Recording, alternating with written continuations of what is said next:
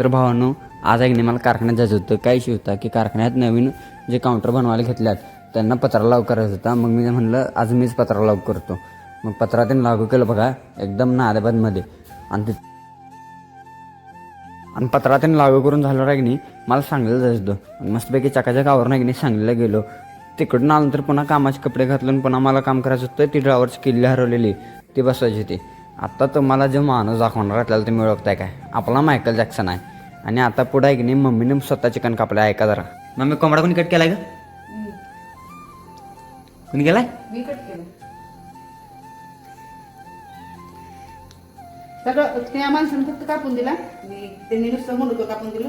मग आम्ही पक्क बिक्क सगळं काढलं आणि कोंबडं बारीक पीस पीस केले. पिशवी केली. पप्पा होते की संघ काढायला? पप्पा होता त्यांना काही चाललं आणि रात्री बाहेर नव्हता होय? होतं की सगळी. मग ती पिताची पिशवीच कळना.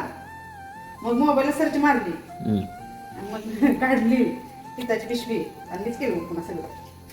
काय माहिती आता कसं होते, काय माहिती बाबा. मग तुझ पहिल्यांदाच पहिली बार बनाया है.